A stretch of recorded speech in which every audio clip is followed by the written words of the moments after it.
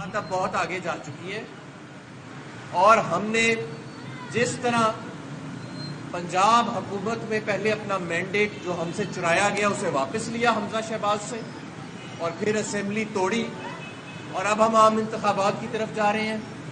ان قریب چند دنوں کے اندر ہم قومی اسمبلی میں بھی عدم اعتماد جو ہے وہ کریں گے اور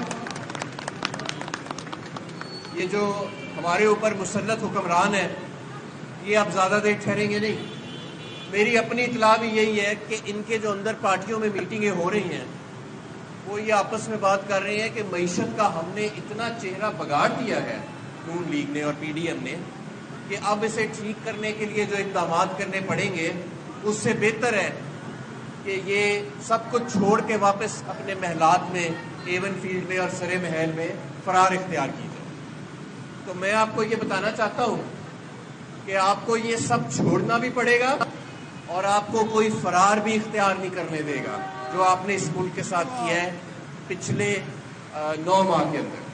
آج آپ معیشت کا حال دیکھیں. آئل مارکیٹنگ کمپنیز کہہ رہی ہیں کہ ہمارے پاس تیل منگانے کے پیسے نہیں, خدا نہ خواستہ تیل کی شارٹیج آ سکتی ہے. آٹے کی شارٹیج یہ پہلے لے آئے ہیں ایک ایسے ملک میں جہاں آٹا ضرورت سے زیادہ بنتا ہے اور ہر چیز مہنگی ہوتی چلی جا رہی ہے. ہر چیز مہنگی ہوتی چلی جا رہی ہے اور جس ڈگر پہ یہ جا رہے ہیں آپ کو پتہ ہے زر مبادلہ کے ذخائر $4 ارب سے بھی کم رہ گئے. صرف 2 ہفتے کی امپورٹ کے زر مبادلہ کے ذخائر رہ گئے اور آپ نے ابھی مزید اربوں ڈالر کی قسطیں واپس کرنی ہے باقی سال میں. آئی ایم ایف کے ساتھ کشیدگی بڑھتی چلی جا رہی ہے اس نکمی حکومت کی. اگر کسی نے ترقی کی ہے پچھلے 9 ماہ میں تو وہ صرف شریف اور زرداری خاندان. ان کے اربوں روپے کی دولت میں اضافہ ہوا اور انہوں نے 1100 ارب روپے کے اپنے کیس معاف کرائے پچھلے 9 ماہ میں.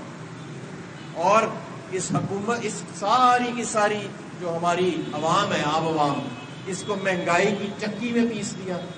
آج صنعتیں بند ہو رہی ہیں, آج بجلی کے بل مہنگے سے مہنگے ہوتے جا رہے ہیں, آج چیزوں کی قلت آنا شروع ہو چکی ہے. ساری دنیا پاکستان کی طرف دیکھ رہی ہے اور ہمارا دشمن ہماری طرف دیکھ کے ہنس رہا ہے. کیوں؟ یہ وہی پاکستان تھا جو 9 ماہ پہلے ترقی کر رہا تھا 6% کی رفتار سے, جس کو ساری دنیا جس کی تعریف کر رہی تھی کہ جس طریقے سے اس نے کرونا کو ہینڈل کیا, جس طریقے سے اس کی ایکسپورٹ بڑھ رہی ہے, جس طریقے سے 10% سے اس کی صنعت بڑھ رہی ہے. اور اگلے سال یعنی یہ جو موجودہ سال ہے اس میں ہم نے 8% سے بڑھنا تھا, اس سال ہماری معیشت سکڑے گی.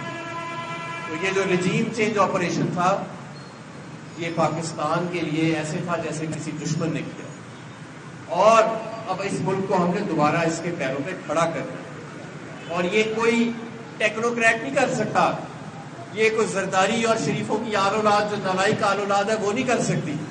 اس کو پاکستان کی منتخب حکومت کرے گی, اس کو عمران خان کھڑا کرے گا جو ایک ایسی جماعت کا سربراہ ہے جو سوابی سے گوادر تک, کراچی سے کوئٹہ تک اور لاہور, گجرانوالہ, گجرات, صرف ہر جگہ پر اس وقت آج اگر کوئی سیاسی جماعت ایگزسٹ کرتی ہے پاکستان میں تو اس کا نام پاکستان تحریک انصاف.